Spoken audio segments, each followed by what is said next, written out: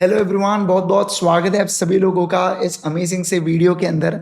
दोस्तों, इस वीडियो के अंदर हम लोग बात करने वाले हैं कि अगर आपने किसी भी कारण की वजह से या किसी भी रीज़न की वजह से अगर आपने सीए इंटरमीडिएट जनवरी 25 का एग्ज़ाम ही नहीं दिया है, तो हमारा अप्रोच क्या होना चाहिए मई 25 के एग्ज़ाम्स को लेके। मतलब हमारी स्ट्रैटेजी क्या होनी चाहिए सर, किस तरीके से हमने रिवाइज़ करना चाहिए, पढ़ना चाहिए, इसके बारे में बताइए। देखो, मैं जानता हूँ बहुत सारे ऐसे मैंने आपसे पहले ही जब अब लोग हमारा एग्जाम चल रहा था ना, जब प्रिपरेशन चल रही थी, आई एम रियली सॉरी, जब प्रिपरेशन चल रही थी तब मैंने आपसे कहा था ये बात कि देखिए, जब ज्यादा टाइम मिलता है ना, तो उस सिचुएशन में क्या होता है, उस सिचुएशन के अंदर कोई भी व्यक्ति है ना, वो लेथार्जिक हो जाता है। और अगर वो लेथार्जिक हो जाता है तो फिर उसकी प्रिपरेशन होने वाली है क्या? नहीं सर, नहीं होने वाली है। आप समझ रहे बात को?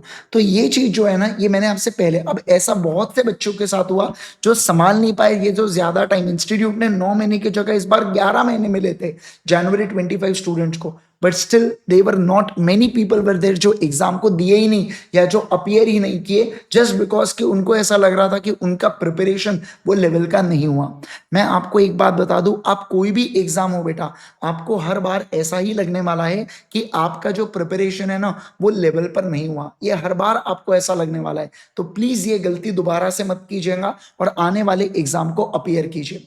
दोस्तों, मैं आपको बता दूं, देखिए, केवल और केवल टैक्स के अंदर चेंजेस है, जिसके अंदर कुछ अमेंडमेंट्स है, और हमारे रिस्पेक्टेड गाबा सर ने वो अमेंडमेंट्स को यूट्यूब के ऊपर कवर करवा रखा है, तो आप प्लीज उसको चेक कर लीजिएगा। बाकी अगर मैं बाकी सब्जेक्ट्स की बात करूं तो सारे चीजों के अंदर एब्सोल्युटली सेम चीज है। सर, लॉ के अंदर कुछ हुआ है ना? हाँ, कॉस्ट ऑडिट जो आपको सेक्शन नंबर जो यहाँ पे चैप्टर 10 के अंदर जो 148 सेक्शन नंबर आता है, उसके अंदर कटे हुए चीजें, जिसके अमेंडमेंट मैंने यूट्यूब के ऊपर कवर करवा रखा हूं। तो अब अगर आप चेक करेंगे CA inter law amendments by Indresh Gandhi, तो ऑडिट और लॉ में क्या अमेंडमेंट्स है मैंने बता रखा हूं। बट मैं यहाँ सेम इसलिए लिखा हूं क्योंकि वो कोई बहुत मेजर अमेंडमेंट्स नहीं है, एकदम चुटुर पुटुर 2-4 पेजेस के चीज है उसके अंदर, वो भी कट हुए हैं, मतलब एक्स्ट्रा कुछ नया नहीं है, कट हुए एग्जिस्टिंग चीजें। तो देखो सर, हमारा अप्रोच कैसा होना चाहिए। सबसे पहले तो आप टॉपिक्स को फिनिश करो जो आपके बैकलॉग में कवर्ड है। मतलब जो टॉपिक्स आपने पढ़ा ही नहीं है, पहले बैकलॉग को फिनिश करो। फिर उसके बाद स्टैंड लो बेटा, आपको एक ग्रुप देना है, सेकेंड ग्रुप देना है, या आपको बोथ ग्रुप देना है, ये पहले एक बार डिसाइड करो।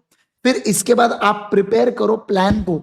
15 दिन के अंदर आपके 2 सब्जेक्ट के रिविजन होने चाहिए। जैसे देखो एग्जाम्पल, मान लो 1 फेब से 10 फेब तक आपने बैकलॉग को कंप्लीट कर लिया और आप सोच रहे हो अब आपको बोथ ग्रुप देना है, तो 10 फेब से 25 फेब तक आप अकाउंट्स और लॉ को निपटाएंगे।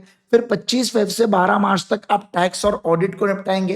फिर इसके अलावा 12 मार्च से 27 मार्च तक एफएमएसएम और कॉस्टिंग को आपको निपटाना होगा। दिन में 7-7 घंटे एक एक सब्जेक्ट को देंगे, मतलब 14 आवर्स की मिनिमम स्टडी आपको करना ही पड़ेगा। एंड देन जाके आपके 15 दिन के अंदर क्या होंगे, 2 सब्जेक्ट्स कंप्लीट होंगे। फिर जो 28 मार्च से लेके आप यहाँ पे 10 मार्च तक लॉ और टैक्स को कवर करोगे बेटा। फिर 10 मार्च से 20 मार्च तक कॉस्टिंग और एफएमएसएम को। अब आपको पूरे क्वेश्चंस नहीं करना है ना, क्योंकि फर्स्ट रिवीजन के अंदर आपने इंपॉर्टेंट क्वेश्चंस को मार्क कर रखा है, तो सेकंड रिवीजन में आप केवल वो इंपॉर्टेंट क्वेश्चंस को देखेंगे या सॉल्व करेंगे। और फिर 20 मार्च से लेके आखिरी, सॉरी 20 अप्रैल से लेके आखिरी तक बेटा, आप पहले 5 दिन ऑडिट को ज्यादा पढ़ेंगे, अकाउंट्स को थोड़ा कवर करेंगे, और आखिरी के 5 दिनों में फिर आप अकाउंट्स को कवर करेंगे एंड देन सीधा पेपर देने चले जाएंगे। क्या है, पहले पेपर को ज्यादा समय आपको देना पड़ेगा, ताकि अपना जो पहला पेपर है ना, वो बढ़िया होना चाहिए, वो अपने लिए कॉन्फिडेंस बूस्टर या ब्रेकर दोनों हो सकता है। ठीक है ना? यस, प्रिपेयर कीजिएगा कि कम से कम आप एक टेस्ट सीरीज जरूर से दे रहे हो सके तो इंस्टीट्यूट की एमटीपी दीजिएगा, ये बहुत बेहतरीन होता है। नहीं तो अदर ultimateca.com के ऊपर भी पेड टेस्ट सीरीज अवेलेबल है, आप बढ़िया से जाके उसे दे सकते हैं और आपको पेपर इवेलुएट करके मिल जाते हैं। इसके अलावा मैं आपको बता दूं, क्वेश्चन सॉल्विंग जरूर से कीजिएगा। बहुत से लोग मैं देखता हूं कि लॉ, टैक्स या ऑडिट की अगर बात करूं, इन्हें थ्योरी सब्जेक्ट समझ लेते हैं और क्वेश्चंस को सॉल्व ही नहीं करते।